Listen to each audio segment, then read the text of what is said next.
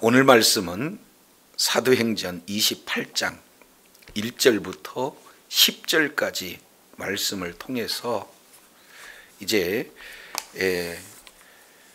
조금도 상함이 없더이다 라는 제목으로 은혜를 나누고자 합니다.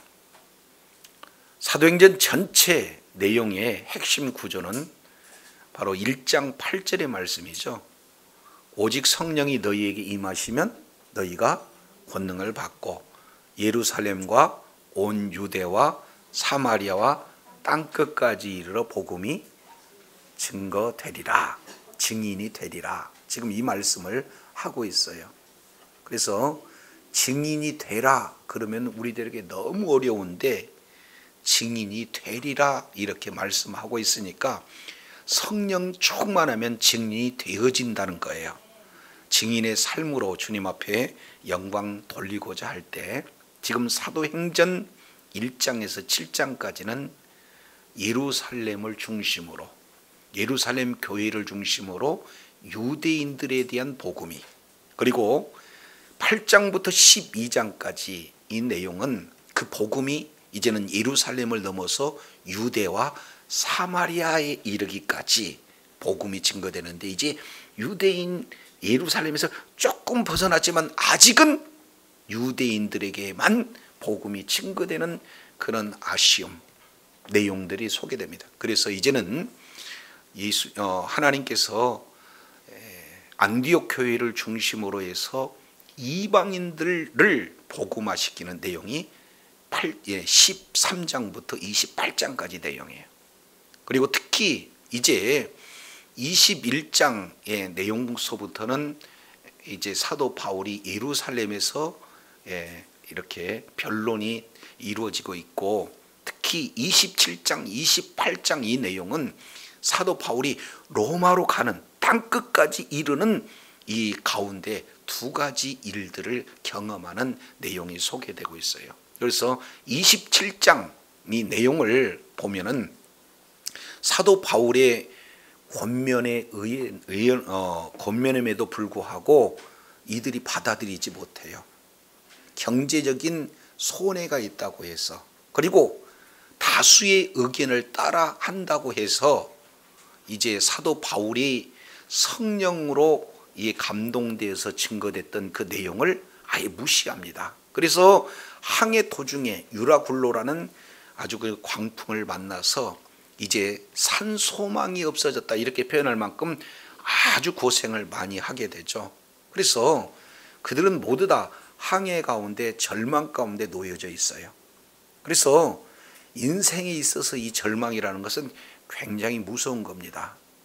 이제 그 바다에서 풍랑도 무서운데 그 풍랑보다 더 무서운 것은 그들은 스르디스에 걸릴까 이것을 더 무서워하고 있죠. 그런데 그 스르디스부에 걸리는 것보다 더 무서운 것은 뭡니까? 절망이에요.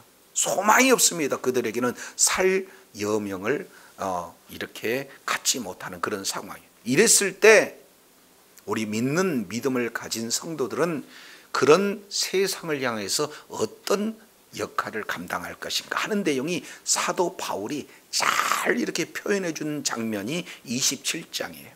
그래서 사도 바울은 이제는 하나님과 깊은 교제가 이루어지기 때문에 늘 하나님의 음성에 귀 기울이고, 그리고 그 말씀을 믿음으로 생명으로 소유하는 그런 믿음의 소유자입니다. 그래서 어려운 지경 속에서 인생의 항해 가운데 풍랑을 만나요, 위험에 처해요, 소망이 없어져요, 이런 세상 사람들을 향해서 하나님의 말씀을 듣고 그 말씀을 증거함으로 말미암아 없는 절망 가운데 있는 그런 자들에게 소망을 주므로 이제는 두려움을 극복하고 말씀으로 인도하는 그 사명이 바로 저와 여러분의 사명이 된 줄로 믿습니다.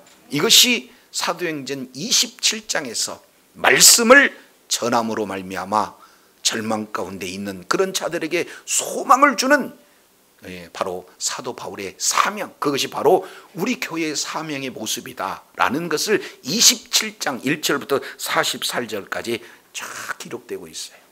그런데 오늘 본문 내용은 똑같은 상황입니다. 지금 멜리데라는 이런 어떤 섬 가운데 놓여 있는 그런 어떤 상황 속에서 멜리데 섬은 아주 작은 섬이에요. 여기는 복음이 들어가기 사실은 쉽지 않습니다. 근데 하나님의 섭리로 사도 바울이 멜리도 섬에 도착돼 있고 그들에게 이제는 이 땅의 가치와 이 땅의 모든 그런 어떤 목적을 두고 살아가는 그들, 그렇게 살다가 지옥에 들어갈 수밖에 없는 그런 사람들에게 복음이 증거되어서 온 멜리데 사람들에게 기쁜 소식 복음을 증거함으로 말미암아 많은 영혼이 주님의 품으로 돌아오는 그런 놀라운 역사가 오늘 28장 1절로 10절 통해서 기록되고 있습니다.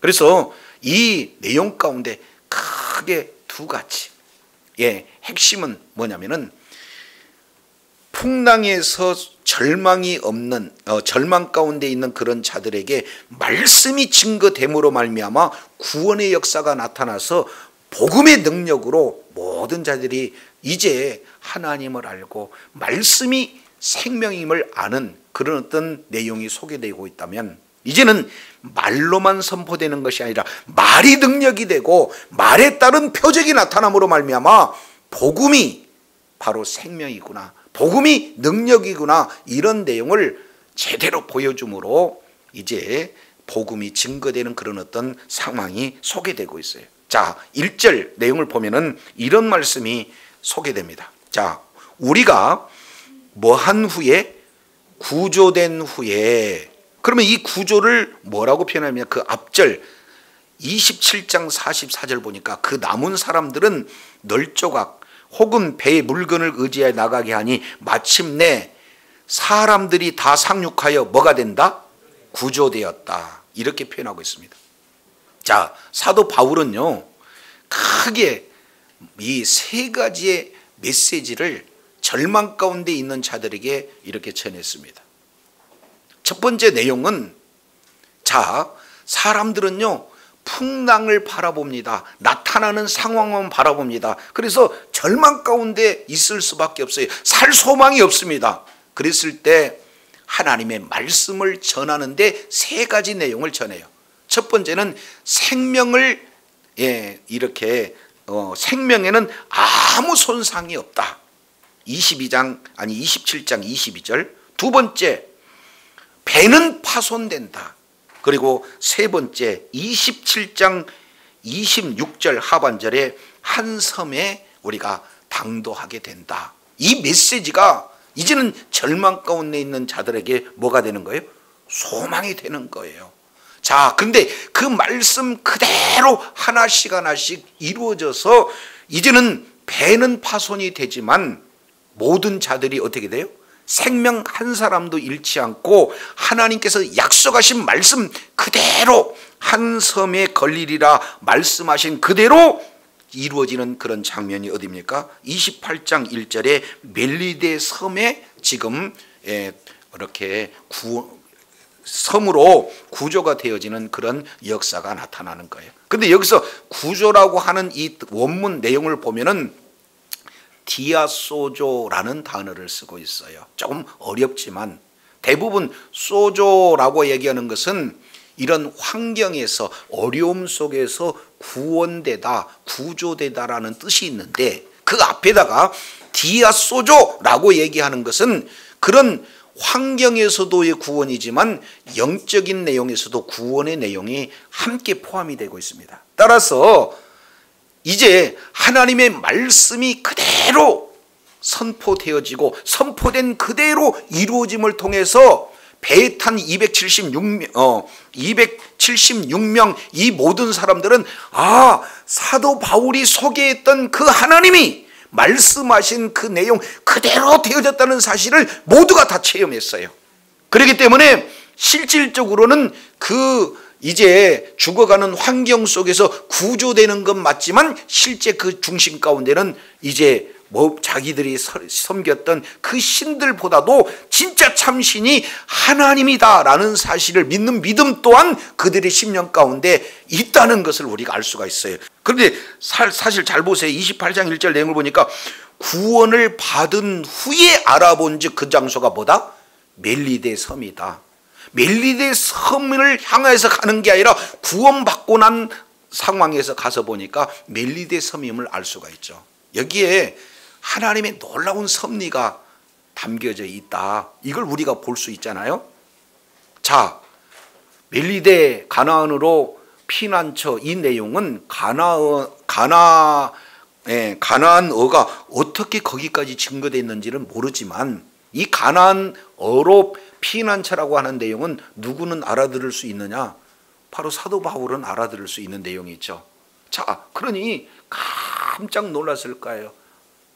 하나님께서 우리를 이렇게 구원 피난처로 이렇게 미리 준비해 주시고 그런 폭풍 속에서 우리를 피난처가 되어지는 바로 멜리데 섬으로 이끌어 주셨구나. 이 감격 사실은 굉장히 중요한 내용 아니겠습니까? 그런데 말로만 피난처 이런 어떤 내용이 아니라 28장 2절 내용을 통해서 보면 실제 피난처의 모습이 그대로 드러납니다. 자, 2절 내용을 보니까 비가 오고 날이 참에 원주민들이 우리들에게 특별한 동정을 하여 불을 피워 우리를 다 뭐했다?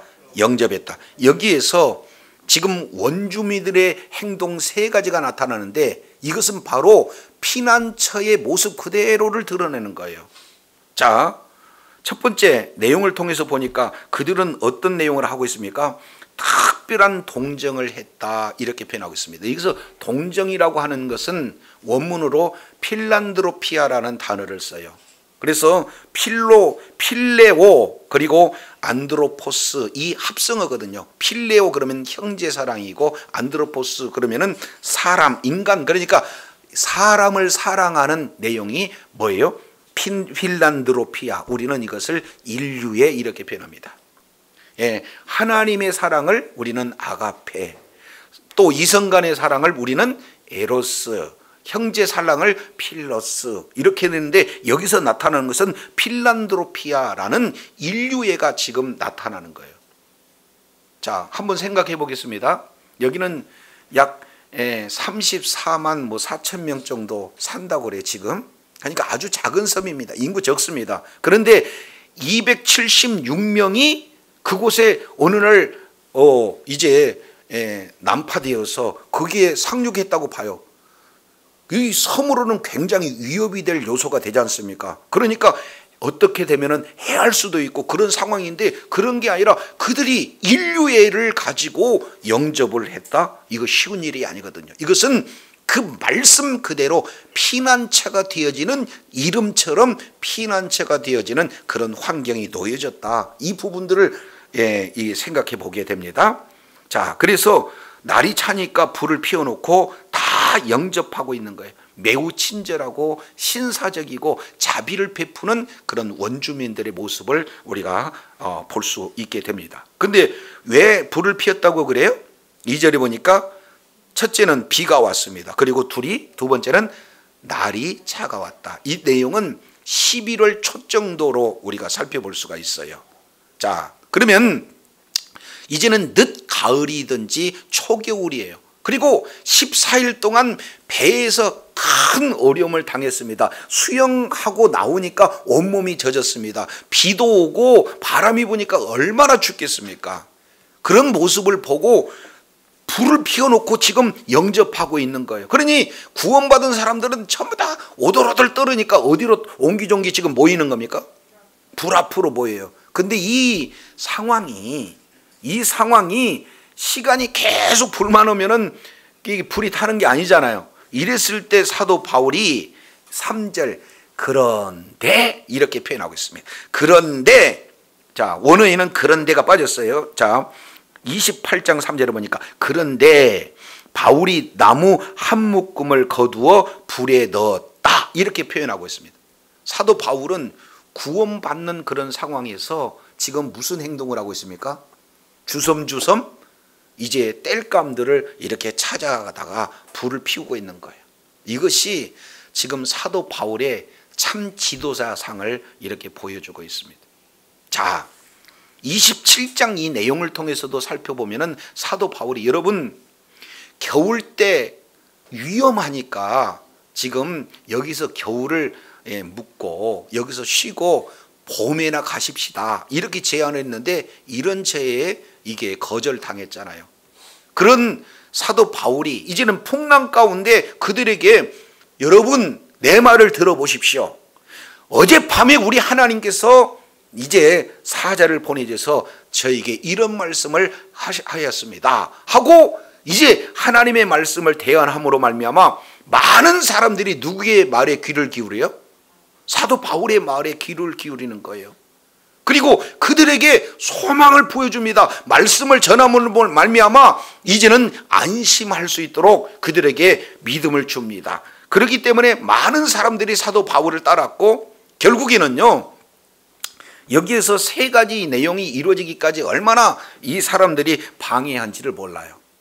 배가 부서집니다. 그런데 사람들은 배를 구하려고 애를 썼어요. 그리고 동시에 사람은 한 사람도 남김없이 산다 그랬는데 오히려 그들은 사람들을 죽이려고 애를 썼어요. 그들을 소망도 없는 그런 상황에 반드시 섬 하나를 하나님이 예배해 놓으셨습니다 하고 하나님의 말씀을 대언하니까 모든 내용들이 하나하나 그대로 이루어진 걸 통해서 최종적으로는 사도 바울을 말을 그대로 따랐지 않습니까? 이렇게 이제 사도 바울이 절망 가운데 놓여 있는 그 사람들한테 소망이 되어지고 그리고 그들에게 갈 방향을 제시하니까 모든 사람들 앞에 이제 중심 인물이 되고 핵심 인물이 되고 오히려 이제 지도자적 그런 어떤 위치에 서서 많은 사람들을 지도하는 그런 어떤 상황 가운데 놓여 있습니다. 그래서 사도 바울을 통해서 모두가 다 뭐하는 역사가 나타나요? 구원의 역사가 지금 나타나요. 그러면은 사도 바울은 다른 사람이 봤을 때 어떤 사람입니까? 구원의 의인이 되는 거고 진정한 지도자의 모습이 되어지는 거 아니에요. 그런데 사도 바울은 그런 어떤 상황 속에서 부를 때도 좀 되는데 가가지고 어떻게 해요? 나무들을 갖다가 더 이제 나도 춥고 나도 힘들지만 다른 사람을 위해서 섬기는 진정한 사랑의 그런 어떤 내용 이 부분들이 고스란히 지금 담겨지고 있어요. 자, 이 내용은요 이제 조금 더 이렇게 우리가 살펴봐야 되겠지만요 이것은 하나님의 사랑이 그대로 묻어납니다.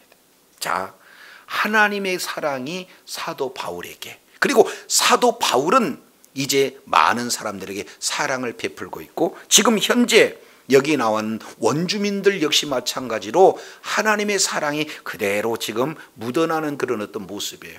그런데 진정한 사랑은 누구냐? 하나님의 사랑이거든요. 왜 그렇습니까? 아니 로마로 사도 바울 일행이 바로 가도 될 법한데 왜 이런 풍랑 속에서 멜리데 섬에 갔습니까? 이것은 하나님의 사랑이 멜리데 섬에 있는 죽어가는 영혼들을 향해서 복음을 증거함으로 말미암아 주님의 품으로 돌아오게 하는 하나님의 사랑이 이 속에 녹아져 있다는 사실을 기억하시기 바랍니다.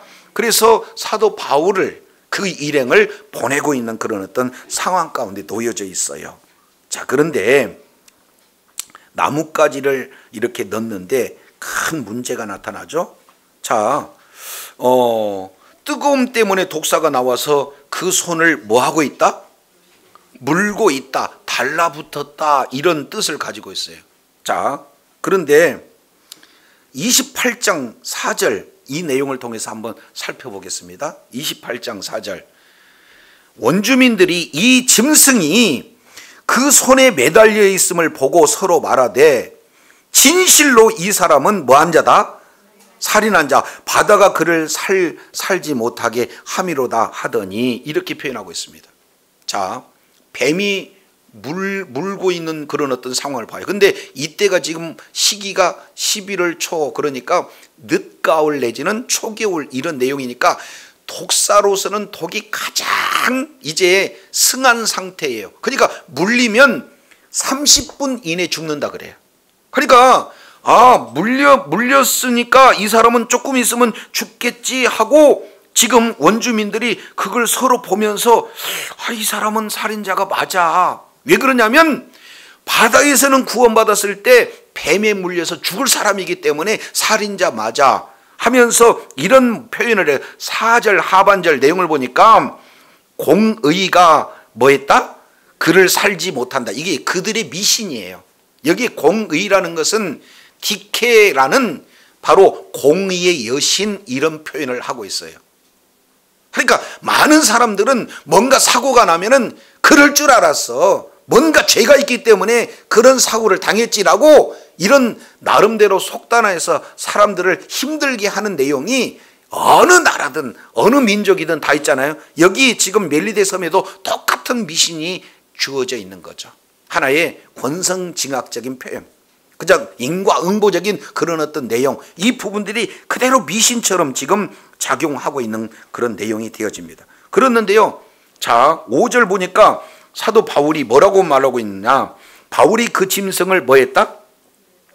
불에 떨어버리니 조금도 상함이 없더라, 이렇게 표현하고 있습니다. 자, 이 내용을 자세히 보세요.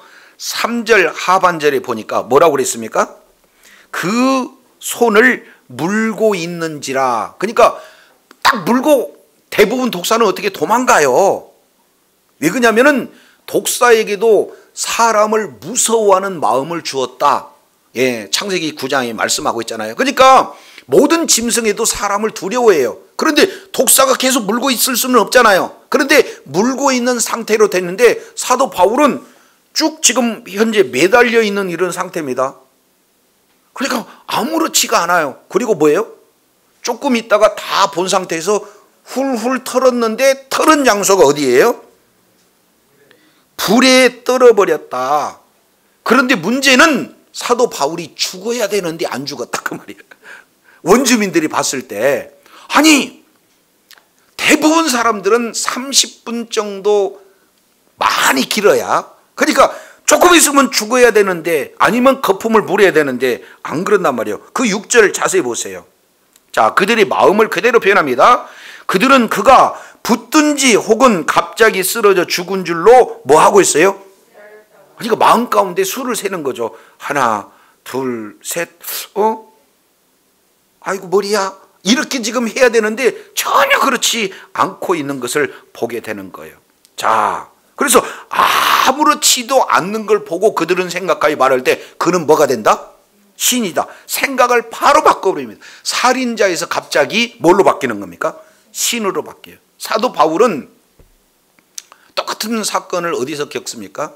루스드라에서 나면서부터 한 번도 걷지 못한 사람에게 이제 이 치유의 역사가 나타남으로 말미암아 사도 바울을 신이다라고 제사 지내려고 하는 그런 상황. 근데 여기서도 역시 마찬가지로 사도 바울을 뭘로 지금 이렇게 표현하고 있어요? 신이다, 이렇게 표현하고 있는 그런 어떤 상황이에요. 참 기가 막힌 그런 어떤 내용이지 않습니까?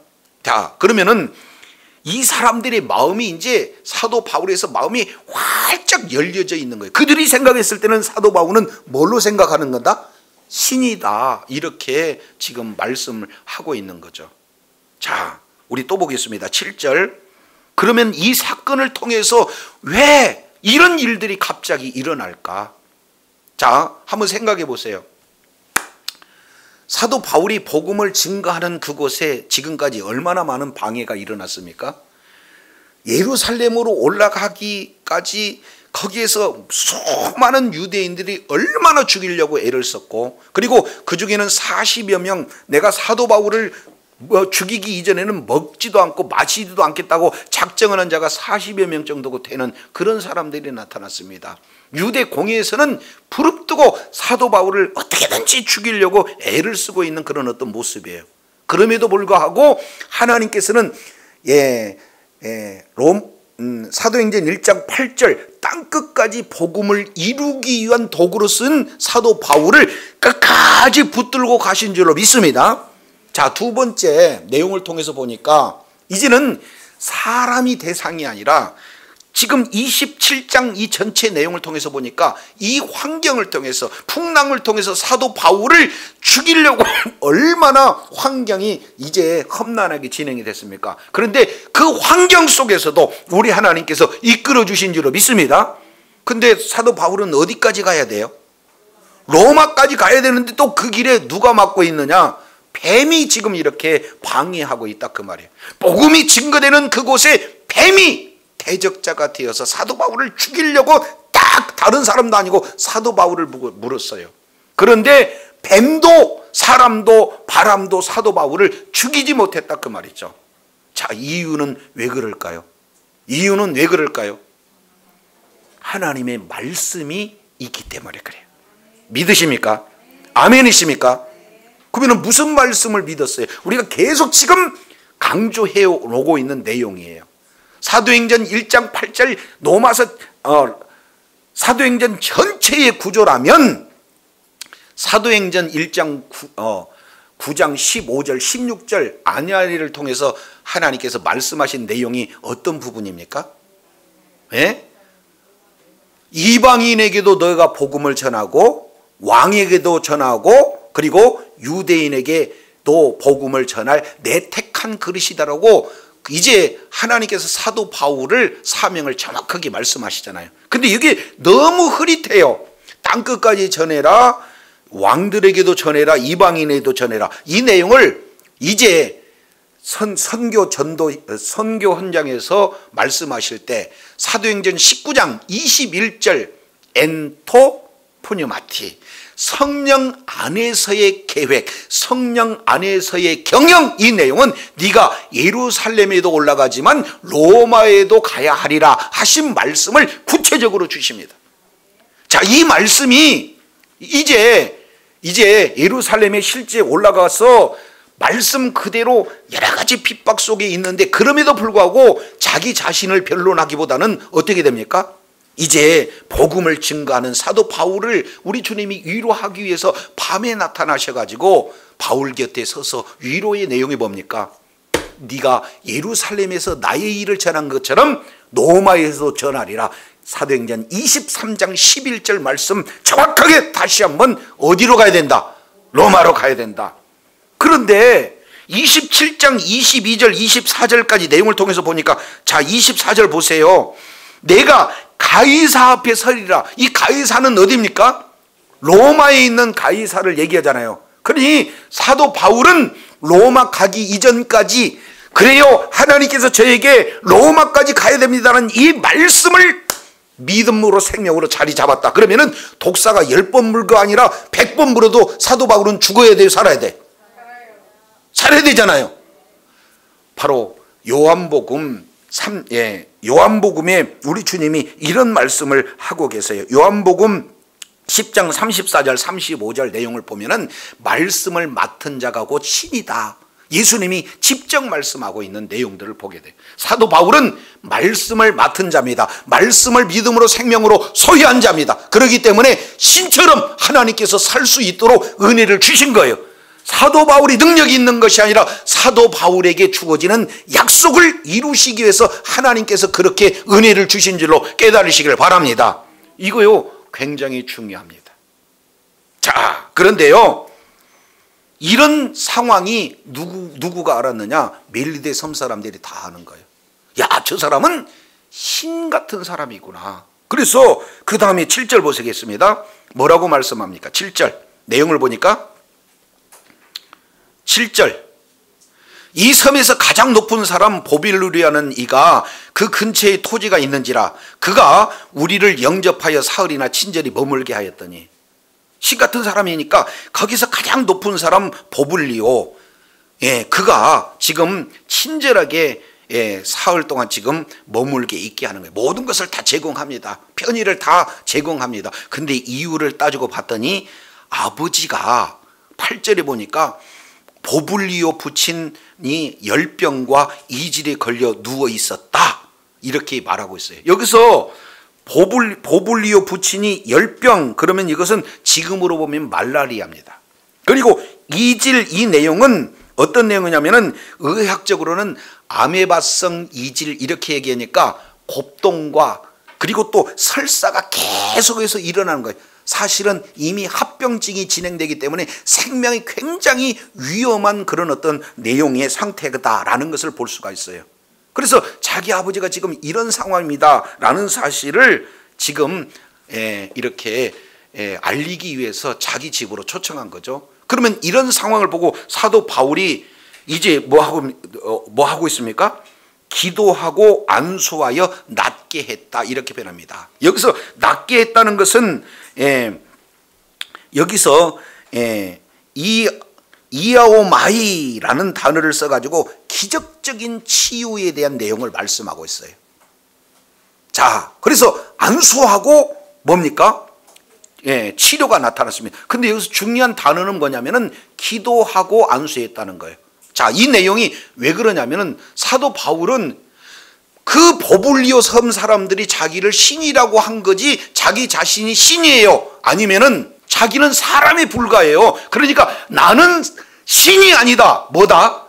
사람이다. 이렇게 지금 표현하기 위해서 내가 믿는 신에게 나는 기도하는 존재예요 라고 그들 앞에서 뭐 하고 있습니까? 기도하는 것을 보여줘요.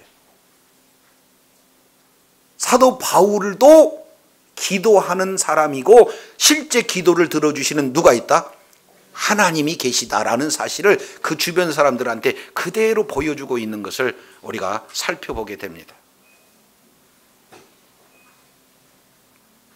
두 번째, 안수했다. 그 얘기는 자기 자신은 사실은 죄인이 아니다. 이 내용을 보여주는 거예요. 그래서 자기 자신이 믿는 바 신께서 기도를 들어주시면 그 신이 지금 이질이 있는 그런 상황이다 할지라도 낫게 해주신다라는 사실을 보여줌으로 지금 뭐 하고 있습니까? 사실은 치료가 목적이에요? 내가 믿는 하나님을 전하는 게 목적이에요? 그렇습니다. 그 내용이 28장 9절 내용을 통해서 보니까 이러므로 섬 가운데 다른 뭐가 있다? 병든 사람들이 와서 고침을 받고, 여기서 와서라는 내용은 미완료예요. 그러니까 계속 옵니다. 그리고 또 고침을 받는 것도 계속 고침을 받습니다. 아니 그 당시에 이 보불리오는요, 많은 사람들은 추장 그러는데 보불리오라는 이 단어가 로마식 이름입니다. 보빌리누스 로마식 이름이에요. 자, 그러니까 아마 로마에서 이렇게 파송한 그런 최고의 행정 지도자다 이렇게 표현하는 것이 옳을 것 같습니다. 그러니까 최고의 지도자가, 섬에서 가장 유력한 지도자가 그 아버지의 그런 어떤 치유 사실을 통해서 주변에 알려지니까 한 사람 한 사람 계속 바울이 머무는 그곳에 뭐 했다는 거예요? 왔다는 거예요. 여기서 3달 동안 이 내용을 머물고 있으면서 이제 보불리오 섬 전체가 어떻게 됩니까? 아픈 사람 와서 낫고, 나을 때마다 하나님 앞에 기도하니까 내가 믿는 하나님이 이런 치유의 하나님입니다. 여러분들 구원해 줄 수 있는 하나님입니다. 이런 내용들을 그대로 보여주니까 여기에서 낫게 한다는 단어와 고침을 받는 단어가 조금 달라요. 여기서 고침을 받는 단어는, 이 내용은 의학적으로도 치료가 되어지고 영적으로도 치료되는 영육 간의 치료에 같은 단어입니다. 그러니 그들은 단순하게 질병만 치유받는 게 아니라 영적인 치유도 이루어졌다는 암시가 이 속에 그대로 묻어져 있는 거죠. 그러면 결국 어떻습니까? 사도 바울을 통해서 하나님은 이 많은 지역의 사람들을 구원하시기 위해서 하나님의 섭리 가운데 그쪽으로 이끌어 두셨고, 그리고 그 한 번도 복음을 들을 수 없는 그런 자들이 복음을 만나서 구원을 이루는 놀라운 역사가 임하는 것이 주의 뜻이고 주의 사랑의 실천이고, 그 사랑을 증거하는 도구로 사도 바울을 하나님께서 쓰신 줄로 깨달으시기를 바랍니다. 자, 그러면은 10절, 나중에 이제 후한 예로 대접을 하고 쓸 것을 배에 올렸다. 아주 존경과 감사를 그들도 표현했다는 거예요. 그러니까 다 이제 사도 바울을 신뢰할 수 있는 내용이죠. 자, 그러면 여기서 이제 우리가 정리 한번 해보겠습니다. 배에서 사도 바울과 함께 했던 276명 이 내용이 사실은 하나님을 모르는 자들 아닙니까? 그런데 하나님을 모르는 그런 자들에게 사도 바울이 하나님의 말씀을 대언했어요.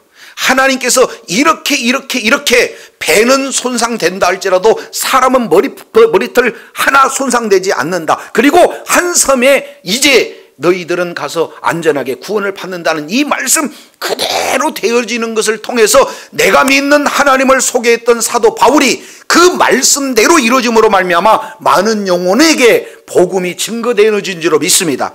동시에 이제는 한 조그마한 섬에서 낳고 살다가 죽는 소망 없는 그런 사람들에게 복음을 증거하기 위해서 사도 바울이 이제는 말씀이 사실입니다라고 말씀에 따른 표적을 드러냄으로 말미암아 영혼들 한 사람을 오게 해서 복음을 증거하고 영육간의 구원이 이루어짐으로 말미암아 전 멜리데 섬에 복음의 역사가 나타나는데 사도 바울을 귀하게 쓰신 줄로 믿습니다.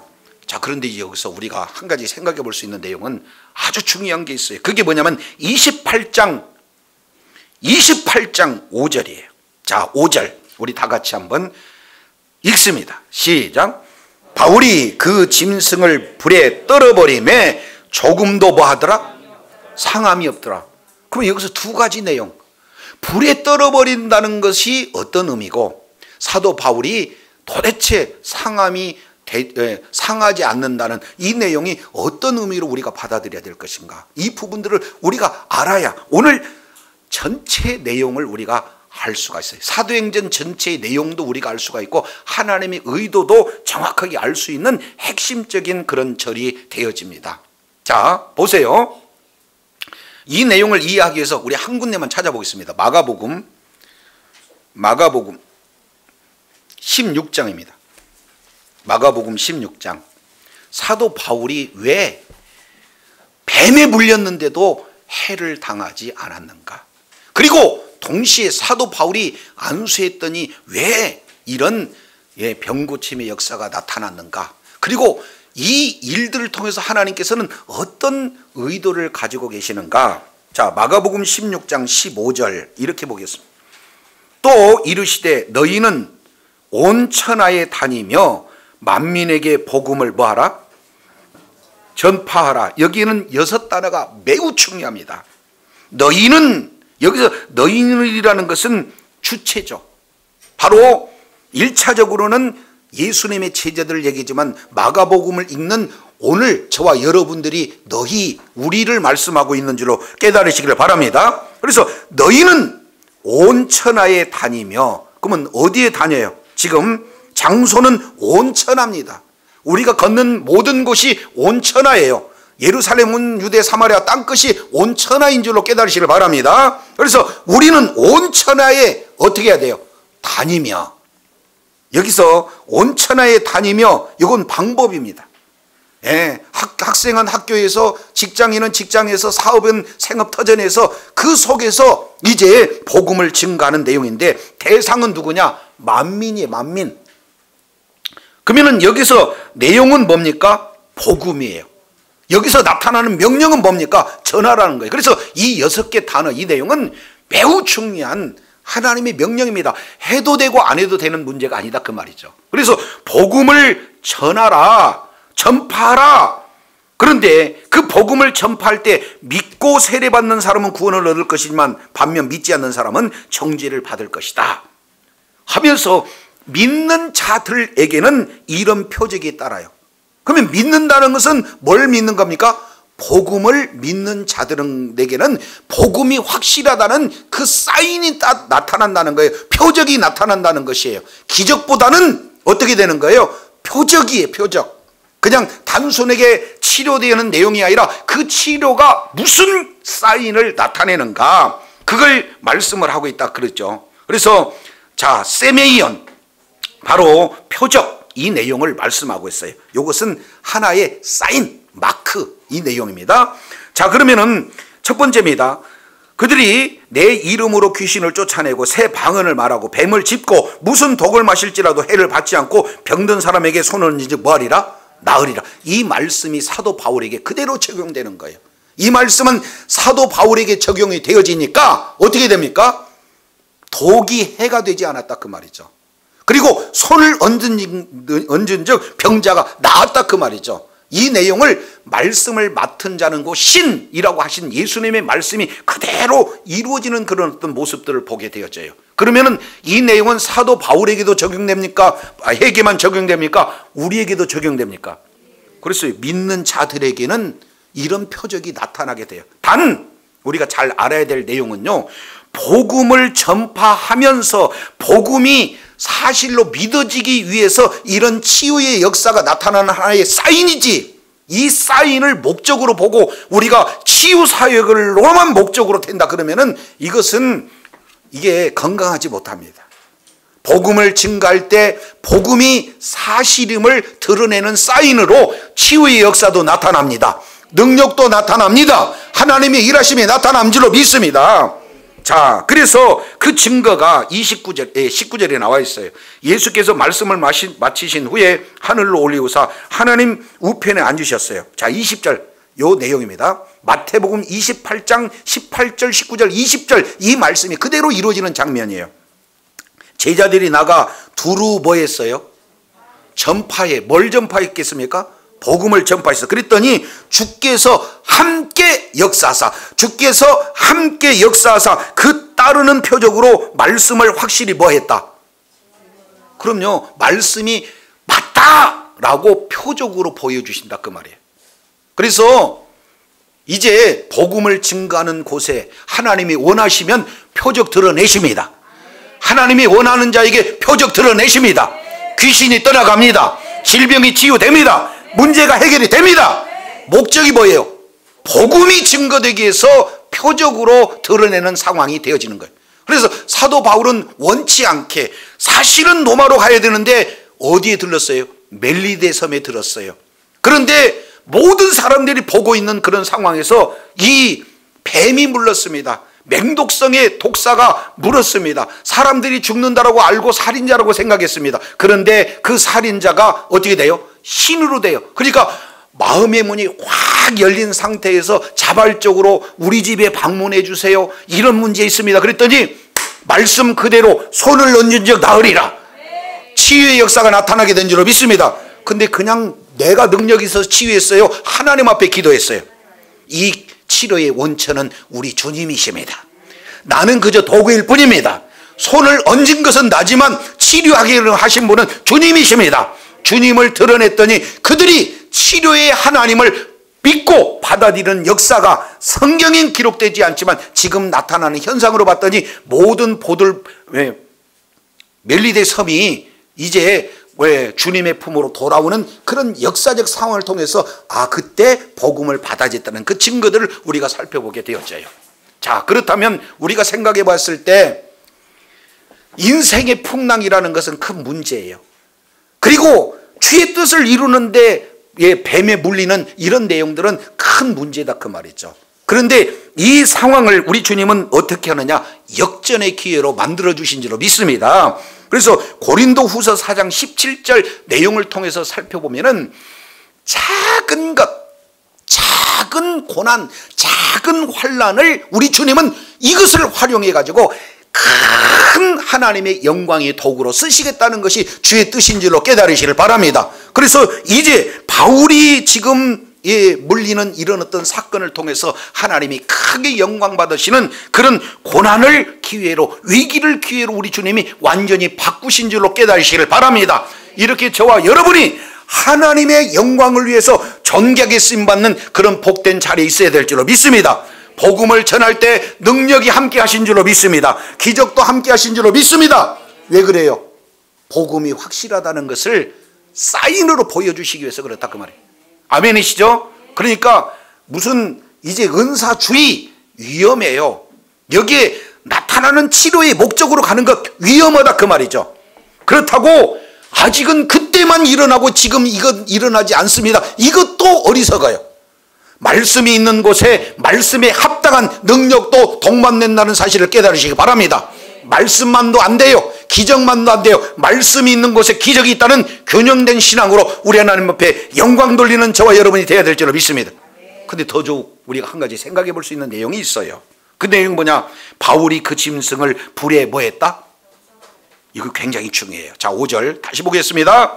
바울이 뭘 떨어버렸어요? 아니 근데 물리는 것은 3절에 보니까 뭔데? 독사라고 나와 있어요. 그러면 5절에도 독사라고 해야 되는데 하필 독사라고 쓰지 않고 여기다가 뭘 써놨어요?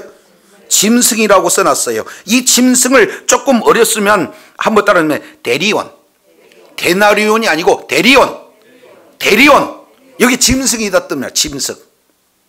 근데 왜 독사를 짐승이라고 했는가? 이것은 누가가 사도 행전과 누가복음을 기록한 저자 누가가 의도적으로 여기다가 대리온이라는 단어를 씀으로 말미암아 저와 여러분에게 뭔가를 전달하고자 하는 의도가 여기에 녹여져 있어요.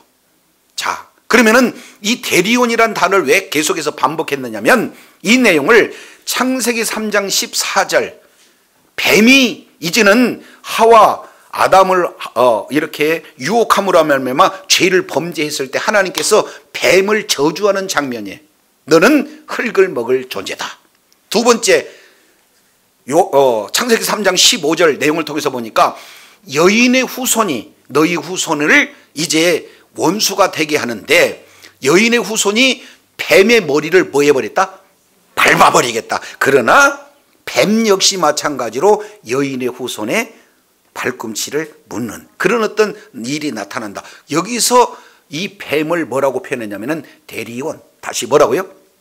그러니까 하나님의 말씀을 최초로 대적하는 세력을 대리온 뱀이라고 이렇게 표현했는데 이것을 알기도 쉽게 이제 최후의 전쟁 이 내용이 요한계시록 19장 19절 21절 20절 내용을 통해서 이제는 최후의 예수님과 그에 따르는 자들과 그리고 이제 사탄과 그를 따르는 모든 자들을 두 가지로 요약하는데 하나는 선지자 하나는 짐승들 이렇게 표현하고 있습니다.